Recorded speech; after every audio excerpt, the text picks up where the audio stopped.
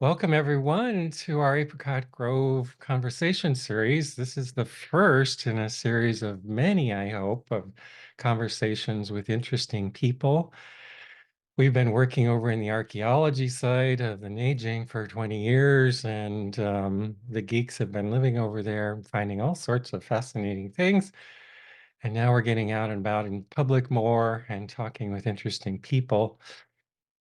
And today, to start off this series, we have Michael DeAgro with us, who's a dear friend and colleague of mine. And I think we have kind of similar paths, Michael. We seem to have kind of parallel existences and Think so in some ways, yeah.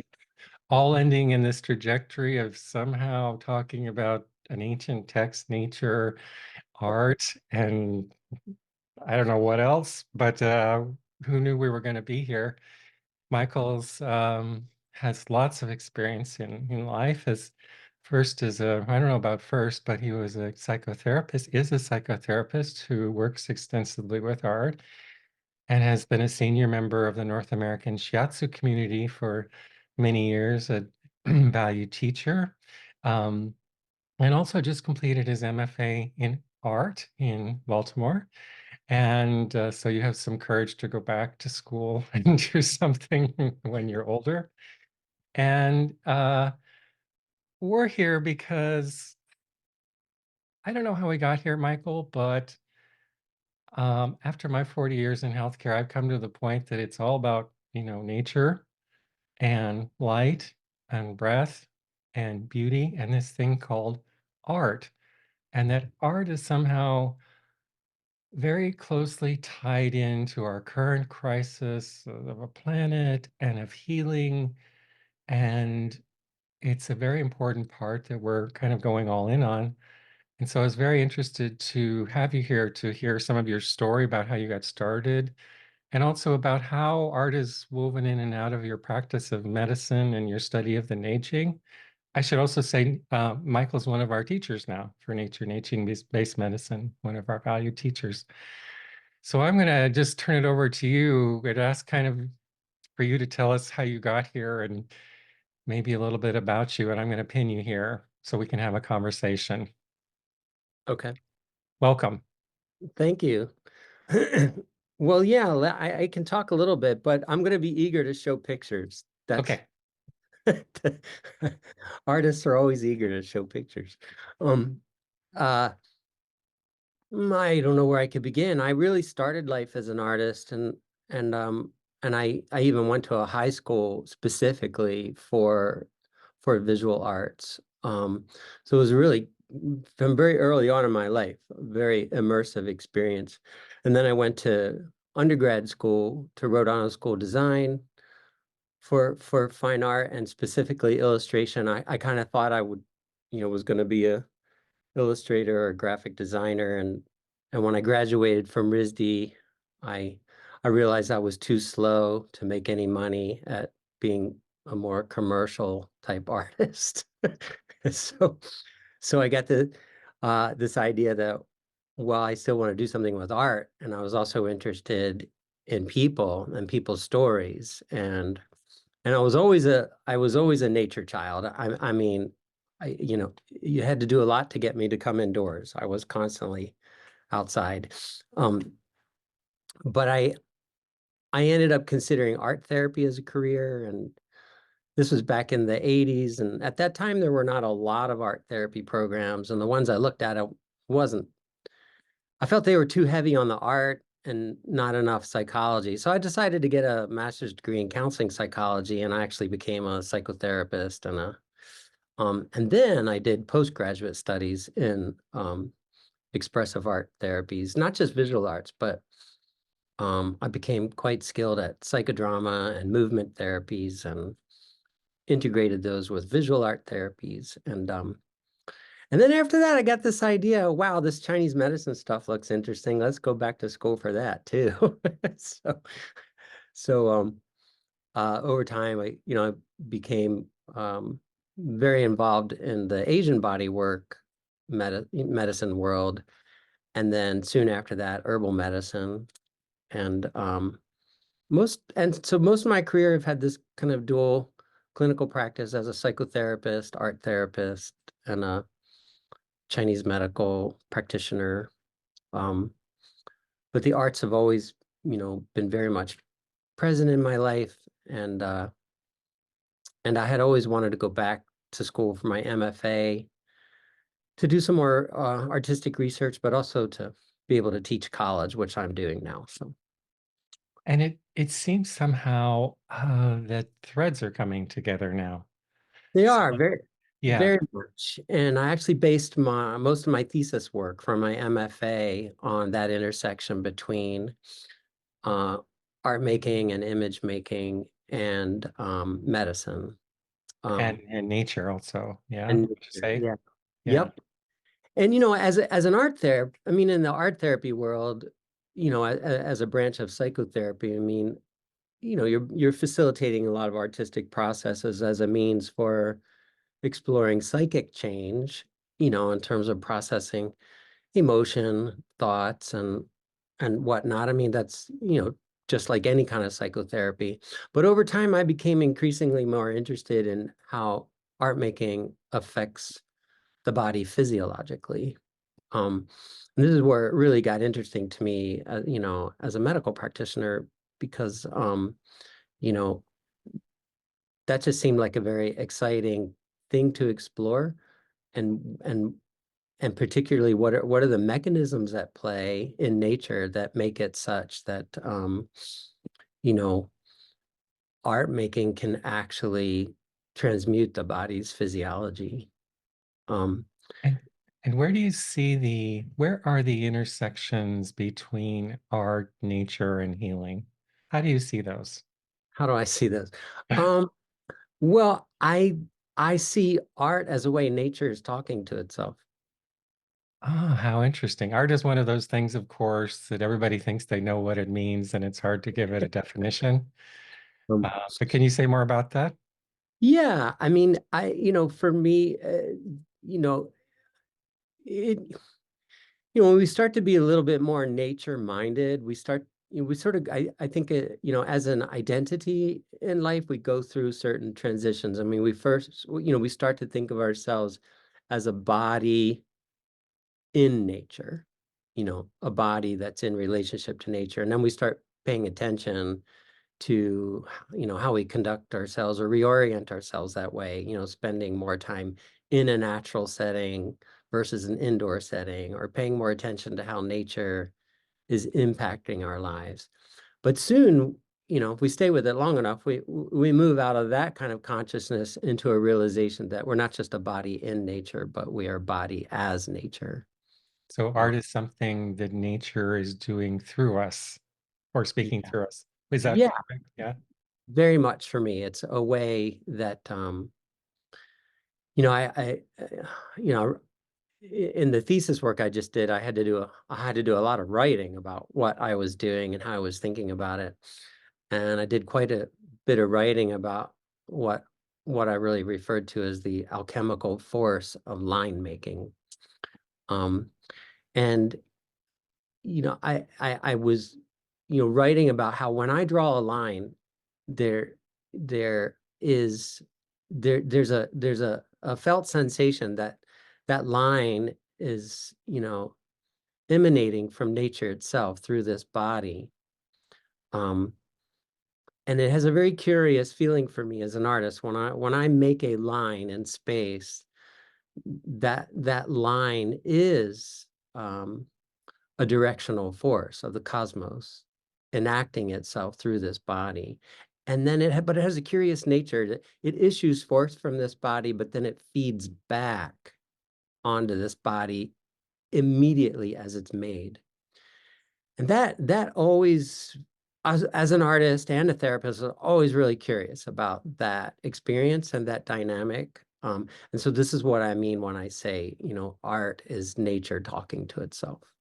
So Um, it's nature speaking through us if we allow it, and then but then it reflects back on us and changes who we are. Is that kind of the yeah. summary?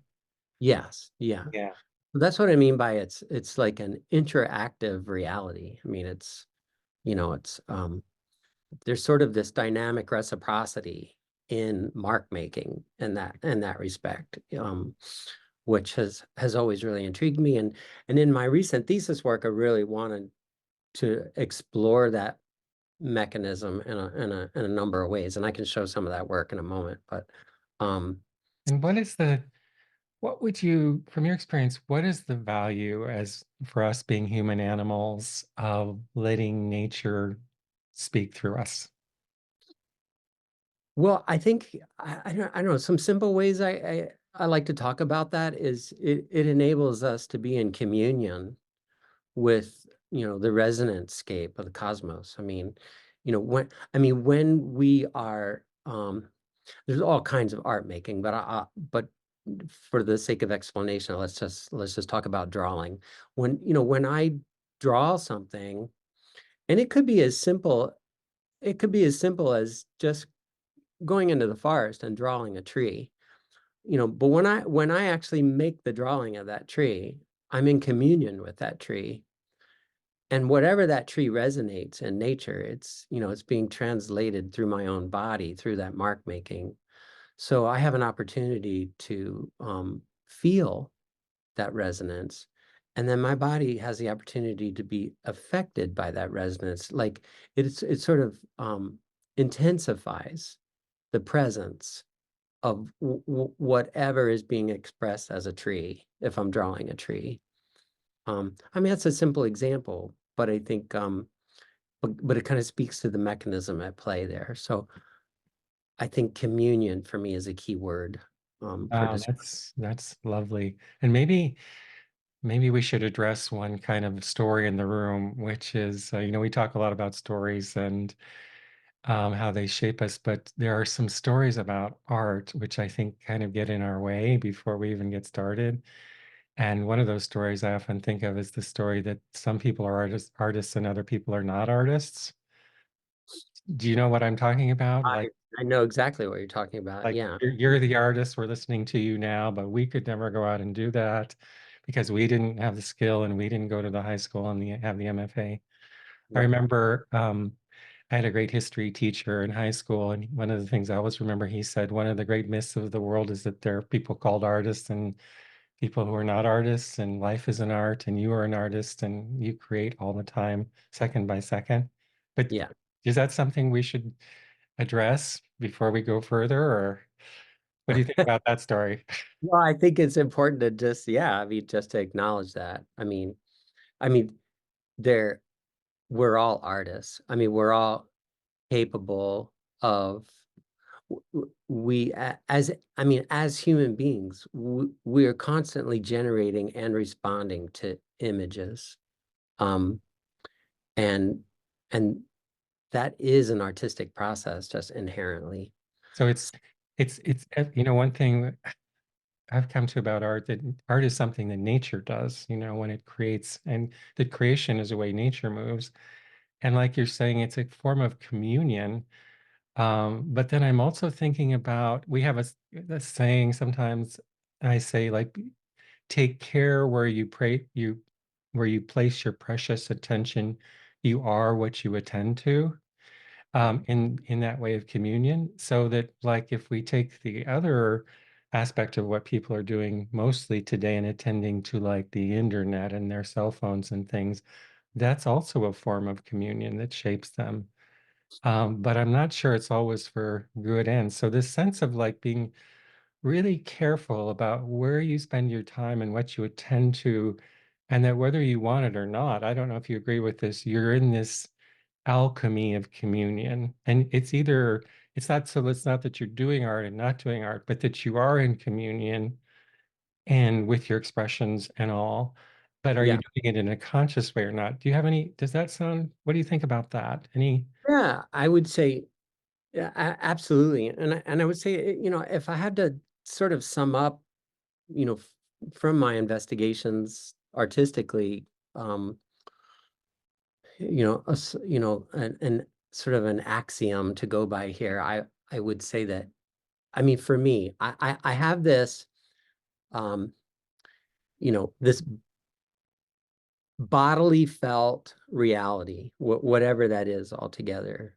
right? And then it's completely entwined with what for me is this very vital imaginal space.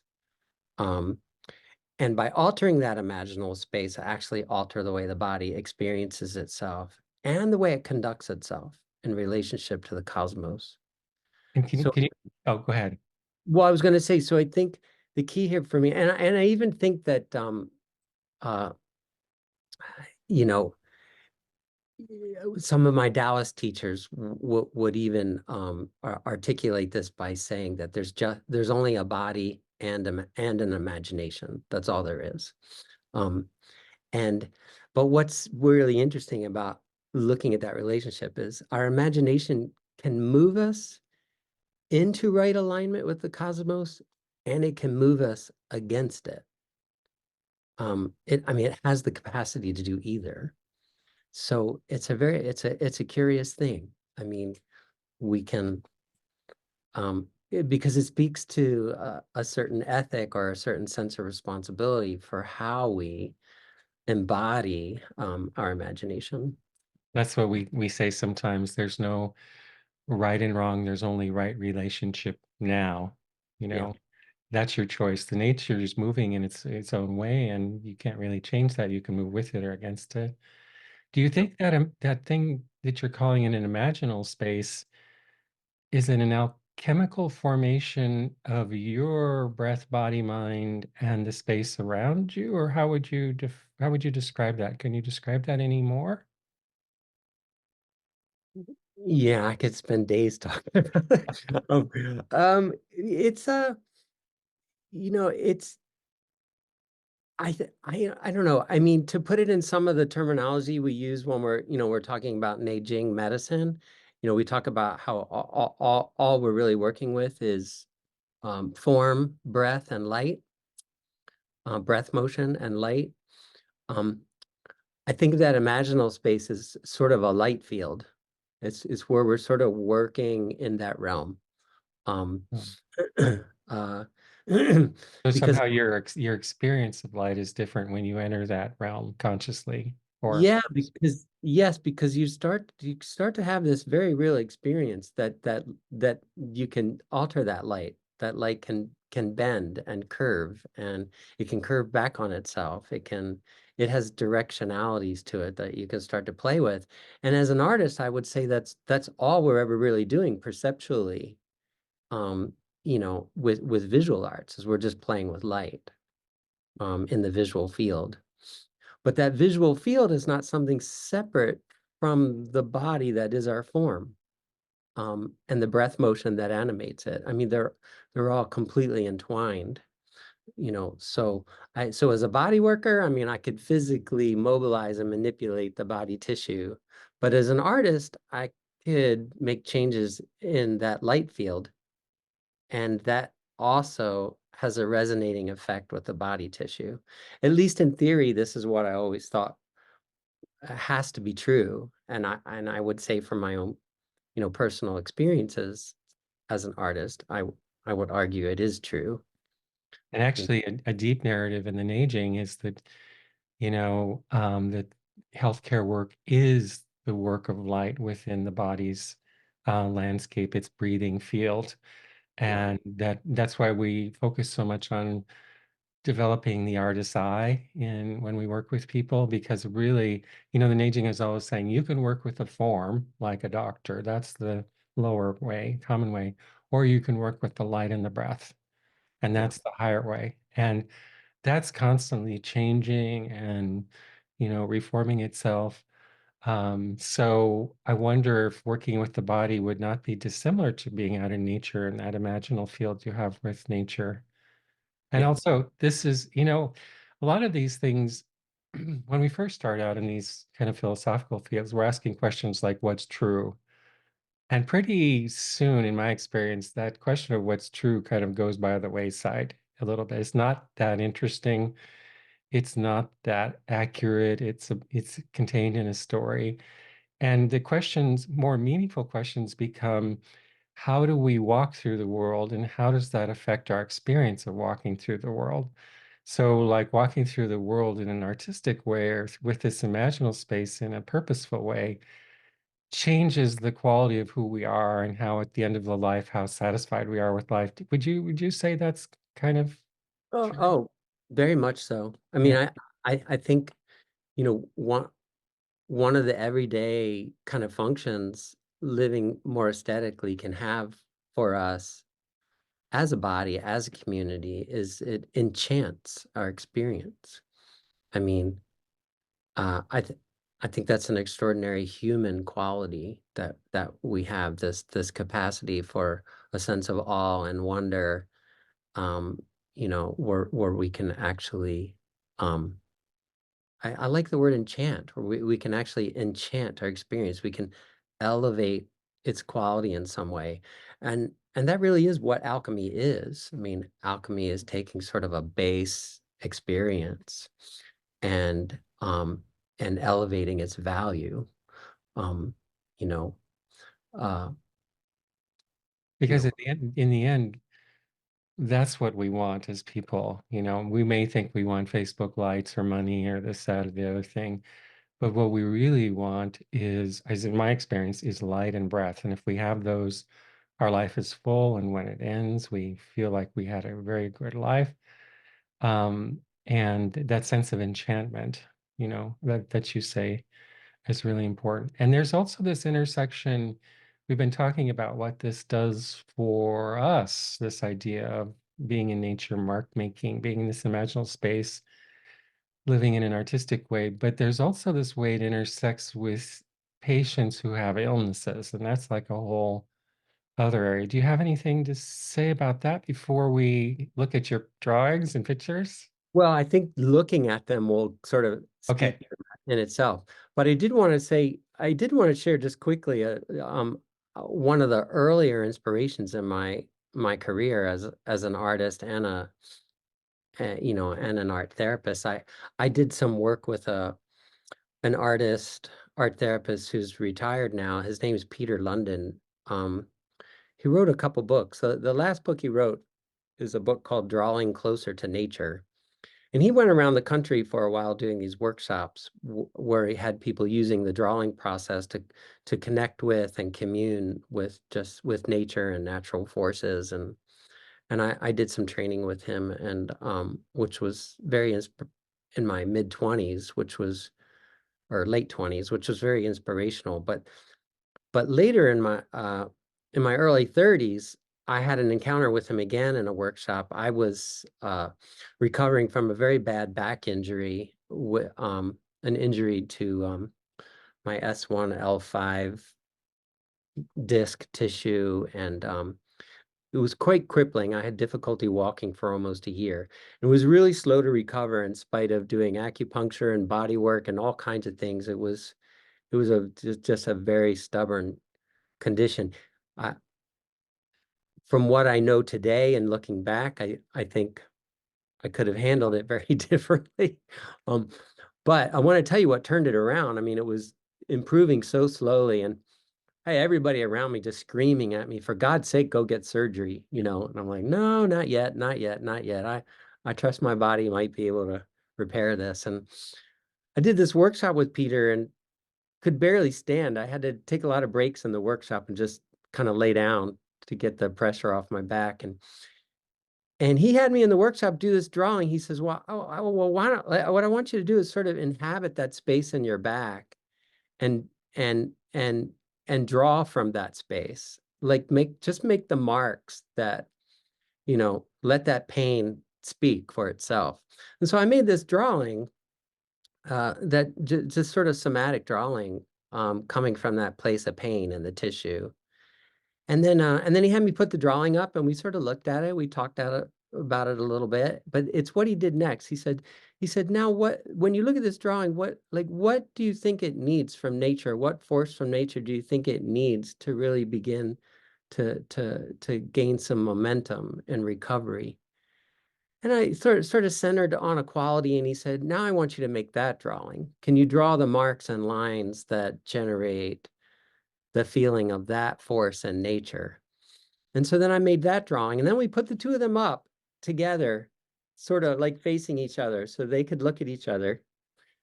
And then all he did at that point is he had me just give thanks to them, come up with some gesture that showed some appreciation, and I decided to play my flute to the drawings just to sort of honor their presence. And that was it. That was the experience. It was curious, it felt good, it was wonderful, it was emotionally satisfying. And he just said, "Yeah, let's see what happens." And about a week later, my pain reduced by 50% in my back. Um, and then this momentum just started to pick up. I continued to do the other things I was doing for my back, but something very different was happening in my body. And I felt like that path forward really opened up for me in a different way. So that was an interesting experience I had early on that really showed me, there's something else going on here. And then we've both had that experience, I think, working with art and patients, just seeing it's Absolutely. phenomenal. Like, and it's as if there's a great impoverishment for the body when we only tell our mental stories, and it's really lacking some kind of food or nutrition that's so important for us that is in the imaginal space. And once you give it that venue, it just is so grateful. I found that, I'm sure you found that too in your work. And it's not that complicated too, it's Not really. It's not really. I'm fine. Peter London wrote in his book. I like this one statement he made in that book, Drawing Closer to Nature. He said that how did he put this? He said that the the generative force behind the human artistic impulse derives from the same generative force that animates the entire creation. yes, I agree with that, And a lot of his teaching was just centered around that right there. Just yeah. you know, if you can image it, if you can visualize it in some manner, you're inciting that resonance in the universe. You're activating an animate force just by doing that. I'll just go through some of this and I'll just speak about what this work is and then just jump in with questions. This is my recent thesis show from my MFA. This is the gallery space for some of these works. All these works are medical talismans. Um, so they're all there are a lot of things influencing this work, but they're all made um very deliberately to achieve some medical outcome for a body. For Um, your body or for someone else's? Well, for my body and others. I mean, they are all different encounters made for different things. So I'll just go through some of them. So this one here, um, this is a very large drawing. It's 8 feet by 12 feet, and it's done in graphite sticks and charcoal. Um, so this is a very large drawing, and I this one was done specifically for my body, but then as an offering to other bodies. So this I have a history of challenges with my lungs, but I really also relate it to my liver as much as my lungs. But I have a history of difficulty with allergies and asthma, and historically that is regulated really well now that I'm older. But I wanted to create this process where I sort of I did this invocation, or I wanted to invite nature to revisit the root of these illnesses and clear away any remaining obstructions at the root. And I know you have also a process. You're not just walking up to the board and No, so the drawing gets put in. It's all very much like a ritual. It's an alchemical ritual. So the paper gets put in place. I may say a prayer to the directions. Um, in this particular case, I will use some device for that invocation. In this case, it was a deer toe rattle that was gifted to me by a Native American elder when I was younger. I was part of a sweat lodge community and doing some training with a Native American medicine person, and and I was gifted with this deer toe rattle because I was working with a lot of deer medicine in that community. And so this drawing, I opened this drawing with a lot of rattling. Um, and I specifically wanted the rattling because of the vibration, because I really wanted to rattle, literally rattle this tissue. So so I rattled, and then after I rattled, then I get quiet, and then I wait and feel for the impulse in my body for a mark. And so it's important to understand the mark making is not so much about drawing something representationally. It's not even drawing symbolically. It's a very somatic kind of drawing. It's the kinesis is what's really important. How the body is feeling it wants to move, and then letting that translate as a visual mark, so this drawing is a lot of layers of sort of curvilinear markings repeating themselves, sort of like vibrations. It was made over 2 weeks, so there were a lot of sessions that went into making this image. Um, and I'll feel an impulse in the body to draw, but then as soon as I make those marks, then I'm having a visual experience of that energy, and then it feeds back on itself. So then I'm responding to the marks themselves. So it starts to end up being like this dialogue. And I will experience it in a number of different ways. I'll experience it as the lung tissue speaking itself, or some presence in nature that's speaking to the lung tissue. And it can be both. The orientation changes. So I'm trying to give you a feel of what the process is like for me. And in nature-based medicine, we talk about directionality, which means the universe is a breath, and we describe that breath in different ways with the seasons, with the directions, but also not to analyze this too much, but like line strength and line direction has a power to it. It's not just like curly cues, right? So like Right. uprising lines and downrising lines, and is that also so It's there's a directional force. it's very important. Yeah. I experience a line as a living vibratory force. So as it's being made through my body, but as it exists autonomously once it's made, you Hmm. know. So this drawing today, I mean, even just this photograph of this drawing, we're looking at it, it's alive. It Um, looks alive for sure. And we had a question from Steve who said, "How did you know when you were done?" that's a good question. That's a question artists kind of live with all the time. When is it done? Um, uh, there, I don't know. It's sort of a felt sense. I mean, there are different things that might suggest when it's done. Part of what suggested when this was done are the body's reactions to the drawing process, which I'll share a little bit because it speaks to what this process can do.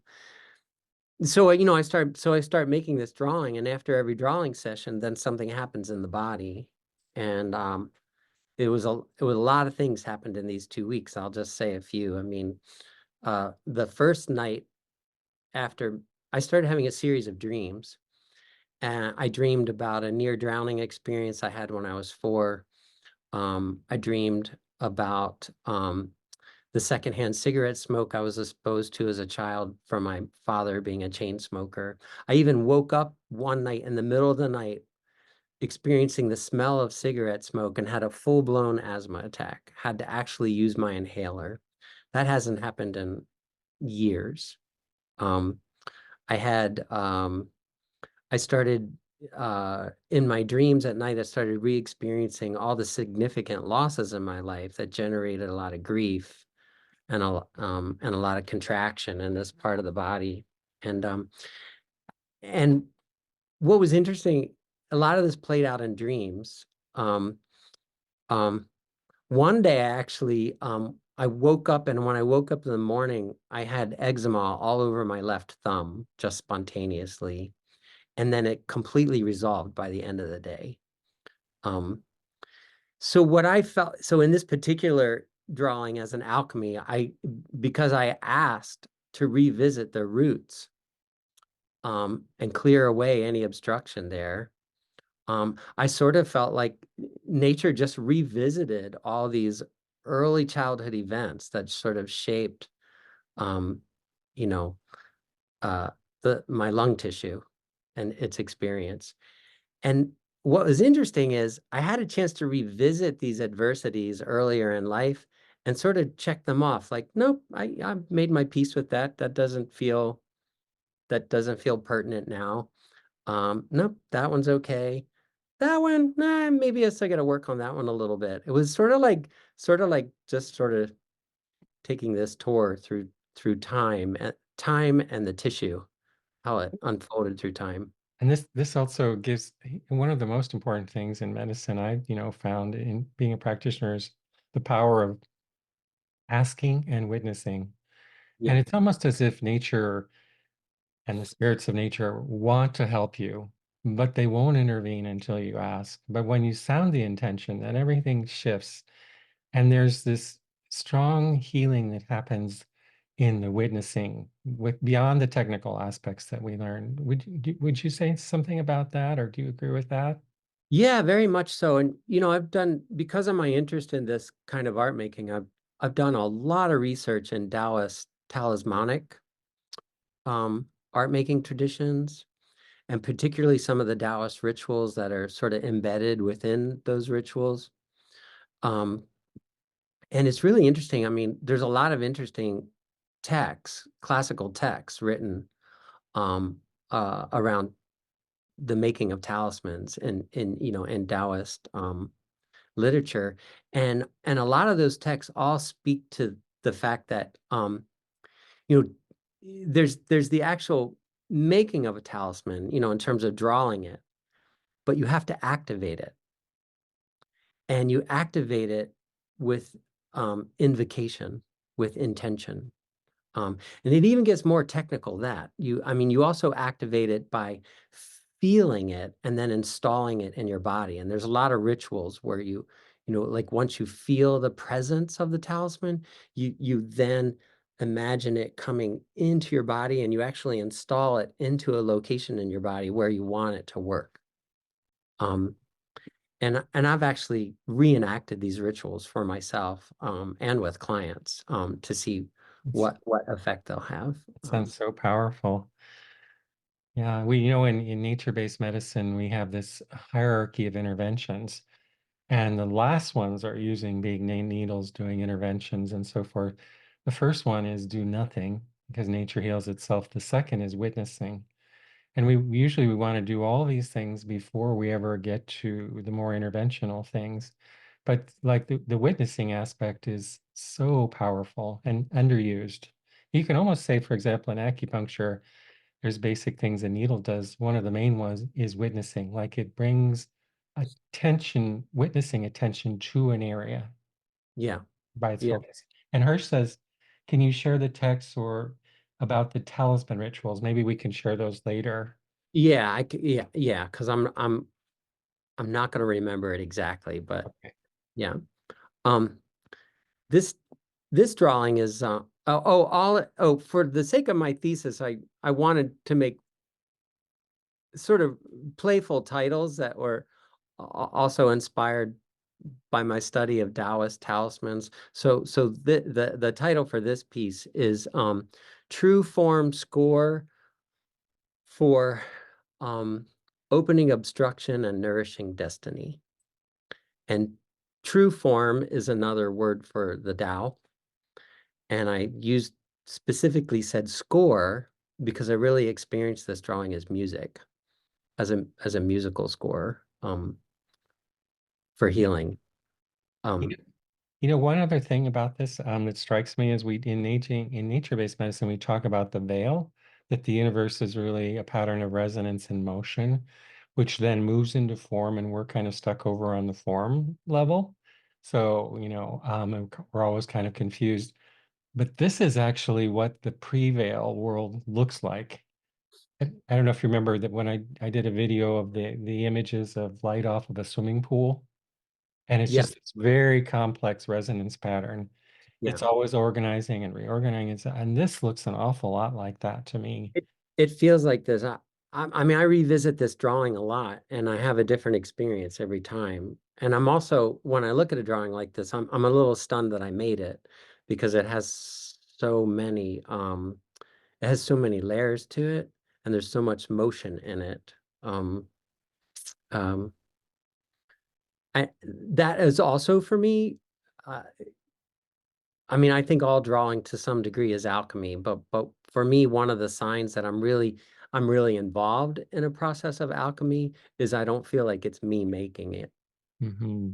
Like that identity starts to drop away at some point. There's sort of a decentering of my own sort of individuality. And I feel like something, I mean, I don't like to say channeling, but it's but something is streaming through and and you know, and I'm playing along.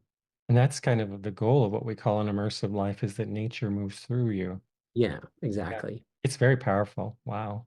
So Yeah. this one is quite large. Here it is in space on a wall. 'Cause it's about a 6 foot high drawing. Um, but the name of this this drawing is "For Warding Off the Pernicious and Safeguarding the Precious While Wandering Through Inauspicious Realms." That's lovely. So I am a body that has moved through the world with a lot of allergies, especially when I was younger. Not so much now, but like I get into an environment and and suddenly I'm having to deal with feeling attacked by whatever.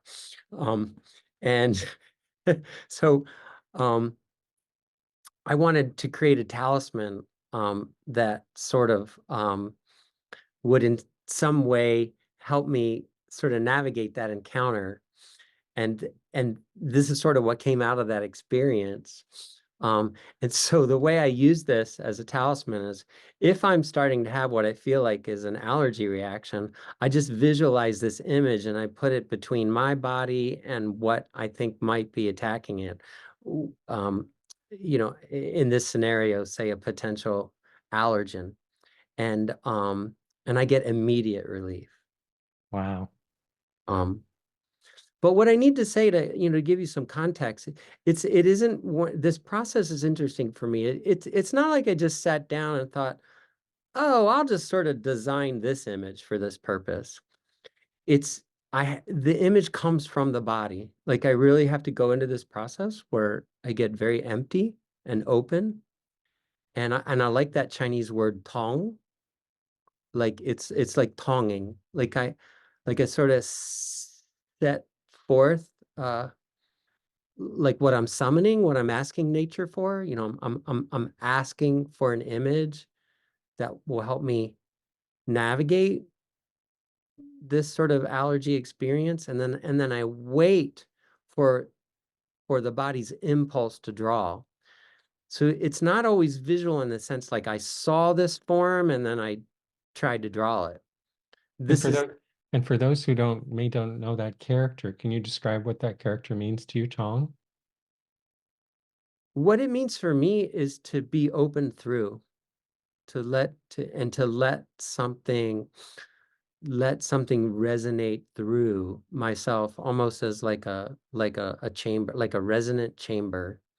um I play the flute, so I sort of think of it as like being like a flute, and letting the breath move through it and vibrate it and resonate it. Lovely. You know so I'm very much trying to create the conditions for that as an artist. And then this kind of drawing, this kind of mark making is like are the directional forces that I'm feeling just come through the body, um, and then sort of get expressed through that kinetic motion of my hand, my arm and my hand. Um, uh, this this one's interesting because this one wasn't made specifically for me. This was made for other bodies. Um, this is spreads about 14 feet across the wall, and this is made from twigs and stems. Here's a detail.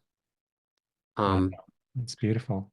they're just woven, and the whole thing is held together just by the counter tension of those weaves. But this for me is very much about gathering and dispersing. This is inspired a little bit by what I feel as a body worker when I'm actually working on the body's tissues and working through the watersheds. I'm feeling the way the tissue is sort of gathered, and in other places it's breathing more openly.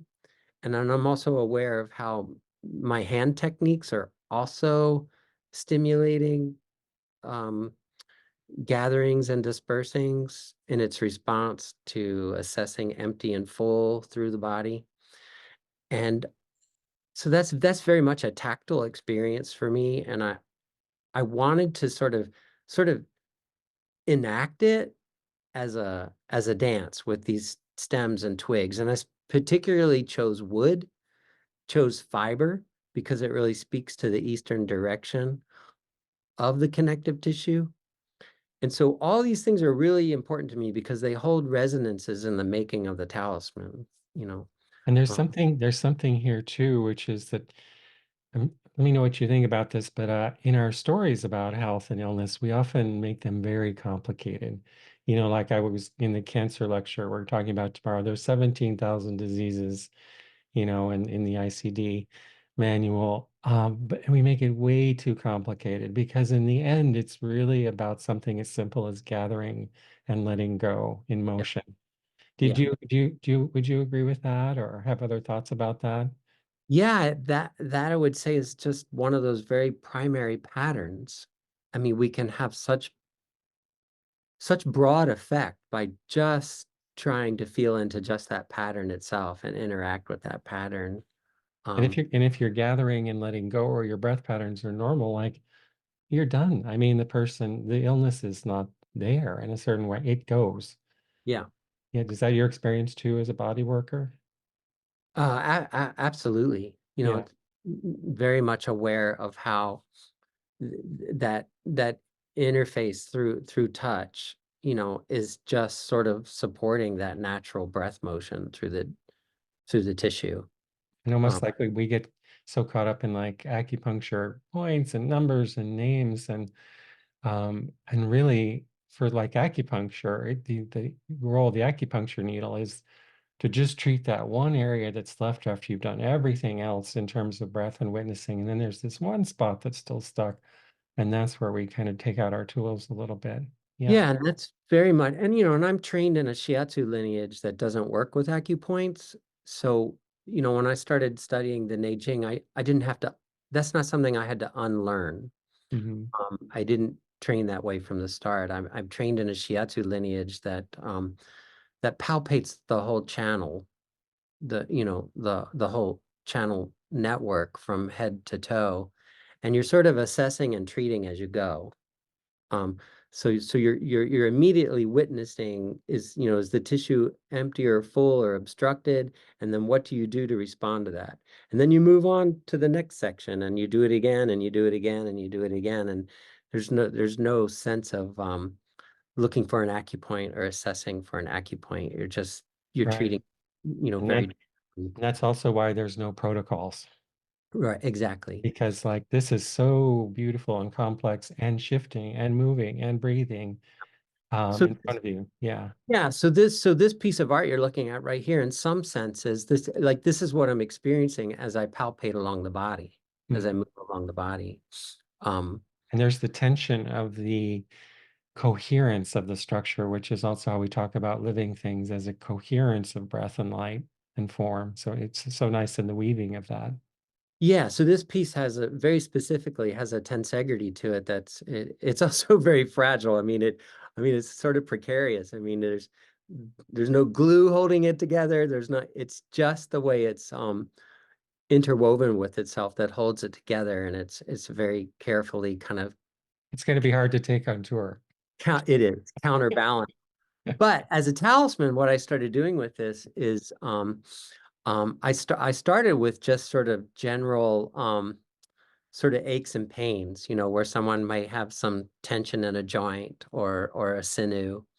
And I asked people to look at this and just keep visualizing it until they just had some kind of felt sense of the energy, like some felt sense of its motion. And then once they, had an experience of that, then I asked them to imagine installing it into that part of the sinew or that joint or that muscle, and then keep that feeling there and see what happens. But that's like sort of the protocol. And then the tissue just starts to shift. It starts to breathe more. That pain sensation starts to resolve. And I really think this is how our ancestors were healing. I think the first medicine was visualization. There's that chapter in the Suwan about like in the old days, people could heal just with their intention Yeah, and their light, and nowadays people have lost that skill. yeah, And invocation was in that too. exactly. And I really suspect this is what was probably happening in some way, Yeah. and whatever mechanism is at work in this. My experience working with people too is this is 90% of the healing journey. The needles, the techniques, everything we attend to, that's almost hardly anything. It's not nothing. There's a lot there, but this is 90% of it. Yeah. Yeah. Um, so this was really fun to play with. In my thesis exhibit, it was up for about 3 weeks. It's always fun to be in the corner watching how people move through your exhibit to see how they're encountering things. This one was quite popular. Like people just stood in front of this for very long lengths of time. Just and and and you actually would see their bodies start to sway as they're watching it. Oh. So Like they're moving into the imaginal space that you created with it. exactly. They might not be aware they're swaying, but if you watch them, you just start to see it. That kind of stuff fascinates me because I really feel like, our bodies are just talking all the time if we really pay attention. But I'll just, this one might take too long to talk about, but this is a very, this is a sculptural piece, but it is also a talisman, and it has a very long story because it's made of vines, wild grapevines and oriental bittersweet vines. And I hike a lot in the forest, and I've for years been very attracted to vines as lines in nature, like as just a really interesting sort of curvilinear form, as a contrast to, all the sort of tree trunks just growing straight up. And so for me, it's just sort of an immediate illustration in the forest of what we in the Neijing talk about as Jing and Lo, as a patterning. And they use that term in the Neijing with wood about its curving nature. That's really important. But the Yeah. curving nature is its yin aspect versus its straight aspect, which is its yang aspect. Yeah, and I just noticed I mean I've just been attracted to this curvilinear mark making, and then I was really attracted to these forms in the woods. And so I wanted to work with the material presence itself. And this I in years prior I'd done some other experimentation with the vines and also weaving with them. But this is where I ended up with this particular thesis piece. And here's another image. So you can see that hanging piece is like 14 feet in itself. It's hanging from the ceiling. And this piece was designed specifically for this space because this space spans, 2 stories, and it has that window up there. And so all these things were taken into consideration. And I didn't know what this process was very different. This was very much about letting nature speak. I didn't know what these vines wanted to become. There's a lot of meditation with these vines in terms of just asking nature like what, what do you want to be? What do you want to become as I take you from the forest? That is so interesting because it's the same conversation we have when we go to the body and we don't say what's wrong with it. We say, what does healing or what does beauty look like today, here? And I bet that's kind of a similar conversation, I bet. Yeah. to Oh, listen to what it's saying in terms of tissue narrative. Would you say so? very much so. This sort Yeah. of parallels that process. And it's hard to sometimes articulate what this a process like this is really about because I don't know where it's going to go. And things just start happening and it starts making itself and then it's in the process of making I start to get a sense of what it might be. So what this turned into was quite an involved three-dimensional talisman, and it's about hungry ghosts. Oh, So the title of this is it's a long title. Decree for hungry ghosts. Gather from the underworld and rise up to the celestial origin. So wow. there's this whole teaching in Taoism about ghosts being, uh, um, being stuck in their process, their of metamorphosis. In other words, they're not able to complete themselves. Which And is by that's kind of the definition of a disease in the e- aging. exactly. And then from my understanding, and you might know better than I, this character for ghost in Chinese is gu. And it has so many different meanings. It can mean ghost, but it can also be a reference to toxins in the body. It could be, I don't know, the way it was taught to me originally um, was, it just kind of points to things that are invisible, but causing disturbance. Um, and in Taoist ritual, there's this notion of like, you respond to ghosts by helping them sort of complete their journey. Um, But it's like that's like what we call V obstruction, which is the yeah. main impediment to breathing, which is the main cause of illness. And it's like it can't fix itself, and that's why we need to step in to do something. But that's the way with the hungry ghosts too. They're hungry, but they have the constricted neck, so they can't actually nourish themselves. Steve asks also, did the space you were going into display in this display also play into this creation? It did very much. That's what I was saying. It's what we call a site-specific installation. Like I designed it for this space, and I knew I was going to be putting it in this space. So there are a lot of things going on here that the viewer may not like know in any kind of conscious way. But for me, it's important because it speaks to the whole resonance of the piece. So this has a hanging piece. So this is about, descending force and ascending force coming together and meeting in the center where you have this sort of circular woven piece. And and and Whoa. the axis of the interior of this woven vessel lines up with the pole star in the heavens.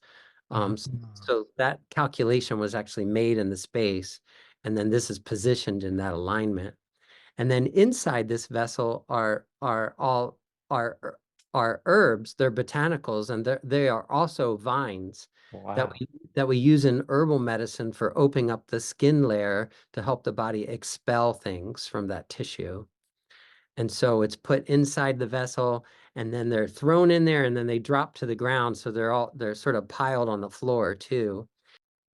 Aesthetically, these decisions are made because they have some alchemical purpose in their design, but there's also something visually aesthetically happening. So I wanted some of this botanical material on the ground and up in the vessel because it moves your eye back and forth between the two. It's lovely, So like the earth-based and the celestial-based, exactly. So I'm really trying to play with those forces coming, because coming. nature is the intersection between the Yeah. celestial and it's an interesting thing about space. It's similar, when we work in the body, it's a similar thing. As soon as I always think of acupuncture as doing creative work in three-dimensional space, it's constantly changing because as soon as you put the needle in, you're in like this whole other space. I always think of it like a different country, that you're in. But not only that, so you're with your needle, you're reacting to the space you're in. But not only that, as soon as you intervene, the body starts to change and adjust and breathe in a different way. So now you're in a space as opposed to this room, perhaps. where it's a living space. So it's Yeah. like it's really, and maybe you have that experience in body work too. Do you feel the body has a space in the same way when you do body work? Oh, absolutely. And when I'm teaching, I actually take students. In fact, I just taught this past weekend at a shiatsu school. And I was actually having students do this exercise. When I'm teaching palpation, I have them palpate structure, like actually differentiate that, like those varying densities that are structure.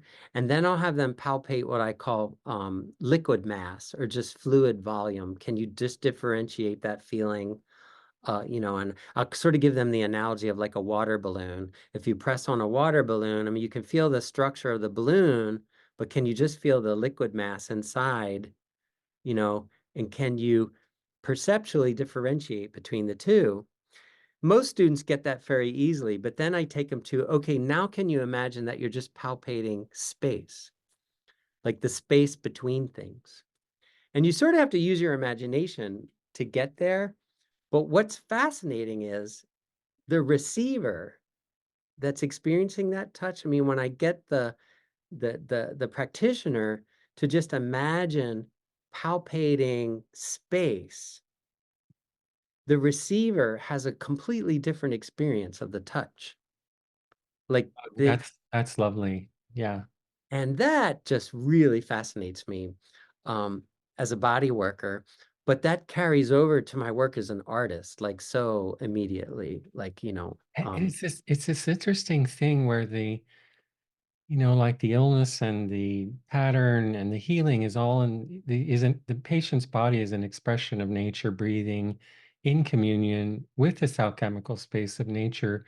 But then we come along and we invite ourselves to the party. And this is why we say the patient is the root and we're the branch, because it's all happening through them. But then there's something that heals the practitioner too.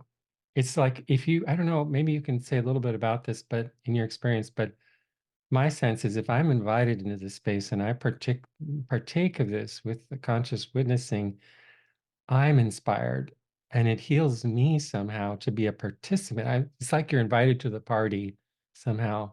I don't know. yeah. Do you have any sense of that as a practitioner? Well, yeah, because I think we're responding all the time sympathetically to well, sometimes I'll say resonances, but or just presences, and it and I'm always thinking about just that reciprocity that's at play. I mean, when I'm working on a body, I mean, to the extent that I get your body circulating better and humming, in a more coherent way, I'm going to be affected by the resonance of that too, It's right? it's kind of it's kind of the gift of practice, and I think also we live in a world right now which is kind of hard to be in, and you're in the internet, it all seems crazy, and then you go to your clinic, and as we talk about, like the basic direction of the universe is towards healing. There's a current towards healing, which is like a river flowing. Like if you get obstructions out of the way, the nature is healing, the universe is healing itself, basically.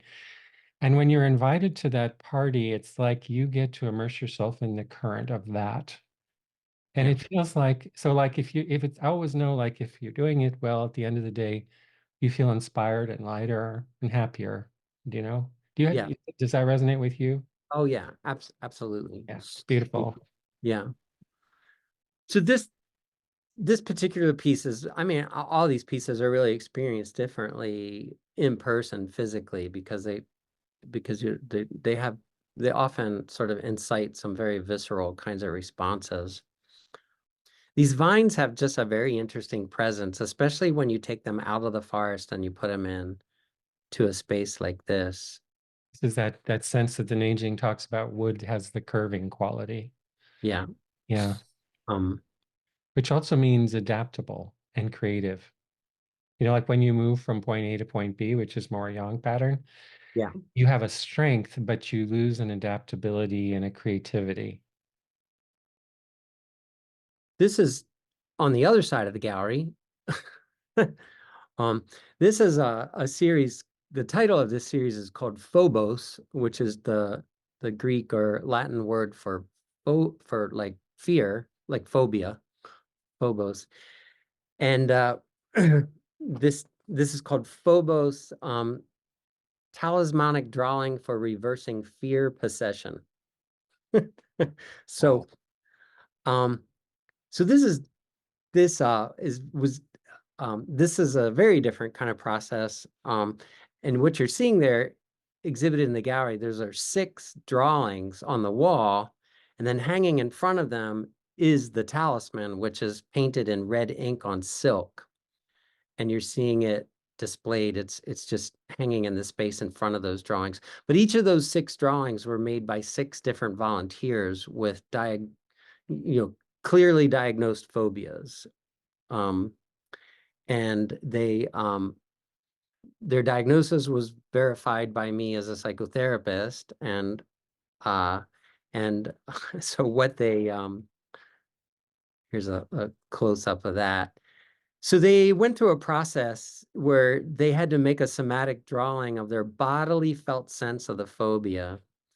Um, uh, and after they were given the time they needed to make that drawing, and it just had to feel like a complete expression or statement of the bodily felt sense of that fear. And then, so here's one. So this is the fear of needles. Um, And when I say fear of needles, I'm talking phobic responses. Like these people are so phobic that like if you just talk about a needle, you watch the body just contract and cringe.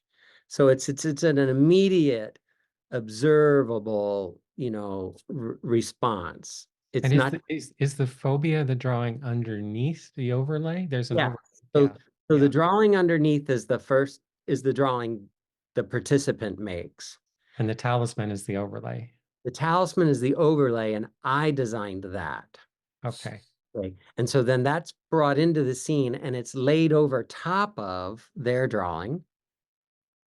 And then with 2 dry brushes, they have to trace the talisman over top of the drawing they made of their phobia. Um, and they have to trace it in a particular circular pattern where they start up here and they kind of go around and then they cross and come back up to the top. Now, this is important because there are some very particular neurological patterns I am putting at play here. Bilateral and cross-lateral motions, which are used in lots of psychotherapies for regulating the brain's response to trauma memory and difficult, fearful, emotional memories. Like EMDR and things Like like. EMDR, right? Mhm. So, and EMDR is branded well, and that's what we hear a lot about. But this principle has been around a long time of bilateral stimulation, and so I wanted to sort of could sort of intersect what I do as a psychotherapist with those neurological principles and combine it with what I know about talismans. So this is a little bit like the old world meeting the new world. Incredible. And so they would make the tracing of the talisman, usually just one tracing, and then it would reverse the fear response, which means the phobia is gone. Sometimes they have to trace it twice to get the response. In Um, one tracing. one tracing. Yeah, One. that's amazing. It's not supposed to be possible. And so when it happens for people, it creates this very unusual therapeutic dissonance because they start looking for the phobia response and it's not there. And then they feel a little disoriented, like, what did you just do to me? Like, because it's like, this is not supposed to be like this, And this can't be real. Like, how can a phobia I've had for 20 years, like, just go away in a half hour? and Laura asks, can I do this for myself? I have extreme claustrophobia. Yes, you can. I often will tell people if you want to experiment with just a really simple version of this, I think is a safe experiment to do with yourself, this is sort of an elaborate talisman based on a blooming peony. And I could talk more about that if you want. But I will have people often just do a figure eight, like an infinity sign, and you can trace it with both hands, like this, on a piece of paper, and that sort of enacts all that cross-lateral and bilateral motioning in And the then brain. do you think of your phobia while you're doing it? You can do that while you're thinking of the phobia. If you're not so good about thinking of it, then I would say make a drawing of it. That sort of like the drawing sort of encodes the feeling of it, And then do an overlay. and then you do an overlay. And this actually is exciting another neurological principle that is really the sort of the basis of most of my psychotherapy approach. Is called memory reconsolidation science. Um, and we could spend a lot of time talking about what that is, but um, but I'm actually beginning to see this neuroscience from the point of view of breath motion, because I'm trying to revise my perception of it that way. Um, So but this, in oh, go ahead. I'm sorry. Well, I was just gonna say, memory reconsolidation science has articulated really well how when we recall a memory, an emotional memory, um, it sort of unlocks the neural synapses that encode that memory for 5 hours before it reconsolidates it back, like sort of back into a storage phase. And during those 5 hours, if you introduce a new piece of information that juxtaposes the original memory, when the brain reconsolidates the memory, it has to accommodate the new information, and it actually repatterns it. And there are ways you could take advantage of this mechanism to kind of uncouple the fear response from a biographical event. You know, this is a little similar to, or we'll talk a little bit about this tomorrow on cancer, but that the cancer needs a three-dimensional holding configuration to develop and maintain its growth. And when we take that holding space away, it can't recreate itself there. Like once you've taken that away, it can never remake itself there. That's beautiful the way you said that, because I think it's the same mechanism, right? It's just a principle in nature. Yeah. You And could see. it's like because breath is constantly moving and it never goes backwards to reform a pattern it had in the past. Right, right. Yeah. Yeah, And yeah.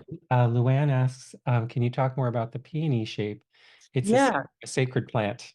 yes. So when I thought of this process and I wanted to design this talisman, uh, I was sort of looking to nature for something to model it on.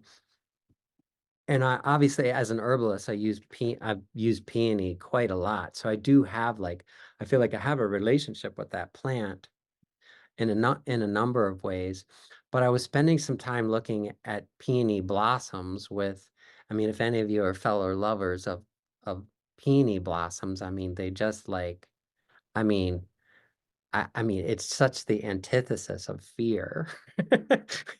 It's like just Like they're here I am. they're just so luscious, and they're just so flourishing and so expansive, and I just felt like, and when I was looking at peonies, and then I had a lot of photographs of peonies, visually just sort of got attracted by the sort of curvilinear lines of the contours of the petals coming out of the blossom. And so this, I'll go back. So this is sort of kind of modeled on just like if you could imagine you're looking at the end of the petals, like just the edge of the petal as it's reaching out into space. This was sort of visually modeled on that. You, And you know what I'm struck with when you say this was cured in one time? I go back to the idea of stories and how we have like the stories of healthcare, like you're the car that breaks down, and so many stories in our culture which are just impoverished stories. And we think we're going to find the solutions of things through those stories, and they're not there. They're in a whole different imagining of our how we move through space and what the world is and what it means to be human. And when we make that shift, then this kind of magic happens. Do you Yeah. feel that? Is that accurate? Yeah. And so like the thing is to focus not on the details, like what's another acupuncture point for allergies, but how can we fundamentally reimagine who we are and how we move through space? Yeah. Yeah. And then there's like this, the world is like open. Yeah. Oh, you're going to show us this. I Lovely. thought yeah, we could maybe end with this. So this was also part of my thesis. This is a performance. It's actually about 30 minutes long, and I'll play a few clips and fast forward just so you can get a feel for it. And I can certainly make a link available to you if you want to watch it. But in my thesis work, they were a lot of art objects that were made, and I wanted to do a performance to give people a little bit more context for what goes into the process of working this way alchemically. So this was a performance of a large ink and brush painting 15 feet by 20 feet in a black box theater to live percussive music. And it's all improvisation. And the brush is actually made by me. It's made from poplar and horsetail hair. And the ink pot is also made by me. Uh, and it's sort of, this is a lot of things. It's sort of a ritual of alchemy, but it's also theater. It's also painting. It's also just me having a lot of fun. It's a lot of things in one. Um, and I'll just play a little bit of it. So if you're at the performance, you got a program, and the program will list 3 acts. Act 1 is called the invocation. Act 2 is called the encounter, and Act 3 is called the contemplation. So I'll fast forward through this in a minute, but you see me picking up the brush, and basically what I'm going to do, this painting on the floor is aligned with the cardinal directions, and I'm going to walk around and I'm going to basically offer the brush to the directions.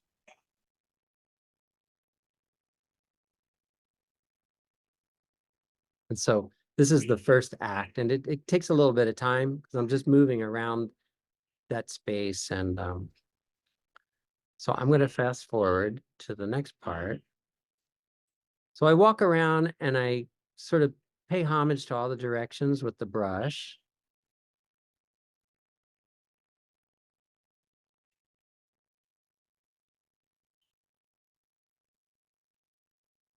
This will give you some sense of that here. It was very important to me to do this in a black box theater. I wanted a black space. I'm dressed in black. The ink is black. These are very Taoist connotations for me. The blackness is really representing the formlessness, the emptiness. And the white of the muslin really represents an opening into form where the brush marks are going to occur. And I wanted percussive music because for me, it really represents the breath motion, the rhythm. So then I'll just fast forward here. Then Act 2 opens.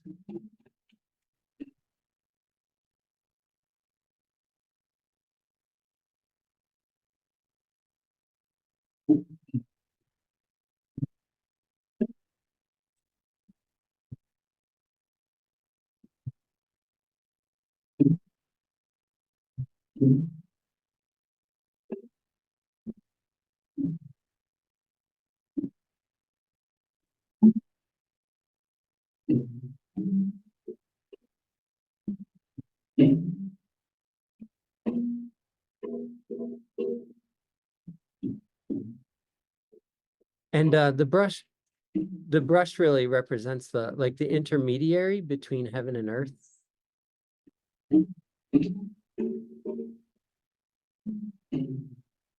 Is it's responding to the musical resonance of the heavens, but then it's making a mark out of the material of the earth. So it's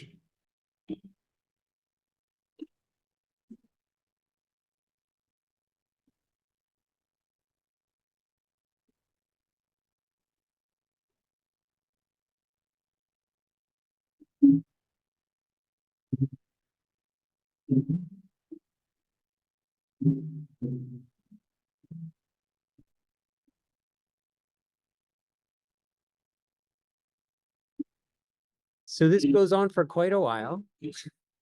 I'll jump ahead a little bit.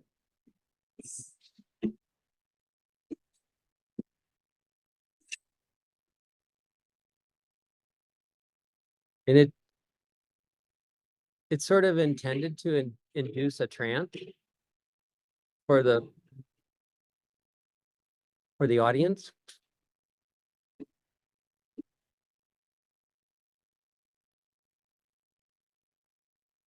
And this is what happens in the third act. After the painting is done, they get raised up.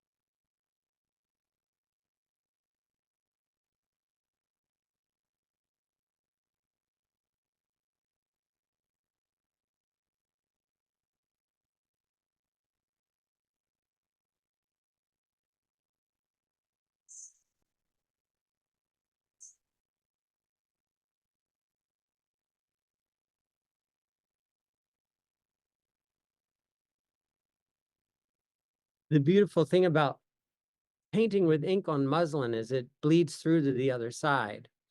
So now they get raised up and then they're positioned, and you can see those marks from both sides. So then it sort of becomes its own installation. So here it is. These are all up.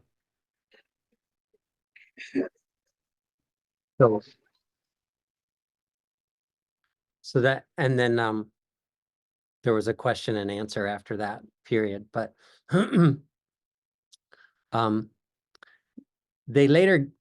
they were moved out of the theater, and then they got installed into a stairwell in one of the buildings on campus, which was kind of fun. Wow, that is so powerful. Oh, George says why 3 panels? There were different reasons for it. I originally wanted to do 6, but it was going to be too logistically too much to do. So I sort of went with 3. I just sort of liked the dynamic of 3. You can't go wrong with 3 in Chinese medicine. No. And it was really important to me to, sort of, position them this way where they, they're sort of facing each other a little bit. They're facing out into space a little bit. They're in communication with one another. You know what I love about this there's so much this is such a powerful piece, Michael, but that it starts with the invocation, then it moves through the imaginal space, which is 2-dimensional. And somehow when you lift him up, I see a forest, you know, Yes. and it's like you're walking. So it's like what that will come to be in nature or something. I don't know. Yeah, I was very much aware of those changes, Yeah, um, it's really so for, powerful. you know, for me, when I was doing this, it was really interesting. I've not ever done a performance quite like this before. I mean, I've, I've done performative painting in front of people, but not on this scale and, you know, organized quite this way. And in the Q&A afterwards, people were asking me if any of it was choreographed, and I said no, it was all improvised, but you could say it was choreographed by nature itself. um and um and I was often asked what I was feeling as I was making those marks, and and my short answer to the question was I just felt ecstatic. Like I just felt so like aligned with something so far beyond what I could articulate, and just let it move through me, and it was just such a beautiful feeling. um and I just find that to be very interesting. It we talk about that. I love that saying, and Ed, you'll have to tell me if I get it right. Heaven hands down the image, and Earth earth completes the complete form. form. And we talk about we want our life to be an immersive life, not a self-focused life. And that our daily prayer, sometimes we say it should be like, Dear God, today may the world not be about me, which means that not that you're not important, but that you want to have this life where nature is moving through you. And it's not about your little story, and so forth, and then you're participating in this beauty. Yeah. Yeah. Yeah. And Oh, this is so powerful. so when I was doing this piece, because it was very much in sort of, a trance state, um, if we could talk about it that way. I mean, it really felt like myself and the brush were sort of, you know, capturing something from the heavens and then letting it sort of, And you know, in the Nejiang sense of that line, which is such an important line, heaven hands down the image is the resonance, and it's these patterns, and then they come into form in the world. And so, this was just a recreation of that yeah, process, really. yeah. Is it, we'll try and find the link to this if for the full thing, and we'll post this recording on our YouTube channel, and we'll try and find a link that you can send us for people who want to watch the whole thing when you're ready with it. Yeah, definitely. I haven't done any editing with it yet, but it, um it's fine to see it as it is. Yeah.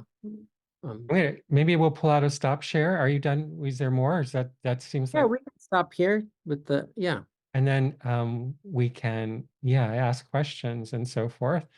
If there's any, it's just so interesting when we get into this realm.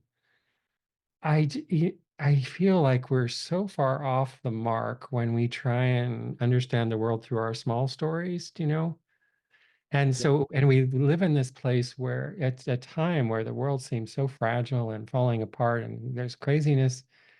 And yet, if there's a place to be hopeful, it's that there's another whole way of being that's just right next to us. And it only requires reframing the way we ask the questions or move through space. And then there's this whole beauty, which you've really been so kind to share with us today, which is almost overwhelming. And it's right there. And by the way, everything you talked about today, it's in a healing space with a person and in their healing journey. It's so beautiful. Do you have any thoughts about that, or Um Thoughts about what exactly? Like, that there's another whole dimensional space right next to us? yes, Uh, yeah. it's like right there and can change everything about how we move through the world. That's what I'm really calling this imaginal space. Like it's this very for me it's this very real space where things are, you know, um are Someone just blew up your. Oh, I don't So know why. Um, did you do that or did AI do that? There was I like didn't, lights going I off. did, I did not do that. Can I make that happen again? That's that imaginal space, I don't this know what happened there, but it was probably anyway. No, but like it's a space where things are the what's the word I'm looking for? It's like potentiality. Like it's still forming. It's not in form yet. yeah. And that's for me is that's that imaginal space that I think all artists would say they enter into in some manner or another, but I think we all do all the time. I think it's where stories come from. And stories is the vehicle that we all change our dimensional space. And like in aging medicine, if you want to boil it down really to its essence, it's learning the how to pass through the veil between the patterns of resonance and the patterns of form. So when a patient comes to see us, what they're asking of us is that we travel into a dimension that we become familiar with through our study and our art, and we find solutions to bring back through into the world for them. Yeah. Yeah, that's Yeah. amazing, Michael. This was really incredible. Thank you so There's much for sharing. absolutely. I just read a quote? This is Yes. And also, George says, would he like to play his flute at the end? I would, but I don't have it with me. And Okay. it's it's not it's I'm in my studio right now and it's back in my apartment. Oh, Okay. no, I thought I'd read this quote. This is a writer. She's a Australian philosopher. Her name is Elizabeth Gross, and she wrote a book called Chaos, Art, and Territory.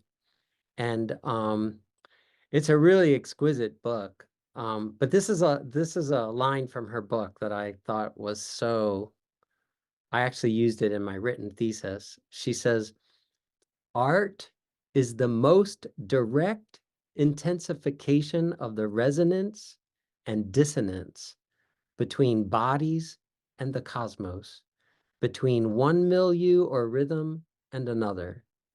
It is that which impacts the body most directly, that which intensifies and affects most viscerally. Through the plane of composition it casts, art is the way that the universe most directly intensifies life, enervates organs, and mobilizes forces. And she sounds like she studies the Neijing, but I don't think she's ever experienced the Neijing. I think she's just a brilliant human. Um, you know, Well, may we all move more through art. Yeah. That was wonderful, Michael. It's breathtaking the work there. Yeah. yeah, well, I appreciate having the opportunity just to share. I'm really excited about working the artistic process this way and really looking at how it, you know, how it plays out as a medicine. And I really want to keep investigating that in some very concrete ways. Yeah. Um, and then teach others how to do it. Yeah. It's lovely. It's something we call the illness context in nature-based medicine. It's like it's not about you have to understand all of this before you make an intervention, if you possible, because then everything is in service of something versus just being done to something. Yeah. Yeah. Are there any other questions from the gallery before we wrap up? Thank you, and thank you so much for your time and generosity and being with us.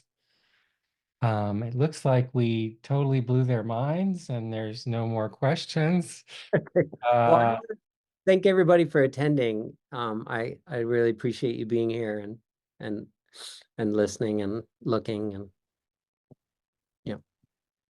all right. And everybody's saying thanks you. We'll give you a great thanks, a heartfelt thanks for your work and your sharing, and the loveliness of the images was really breathtaking. Thank you. All right. All Be right. well. You too.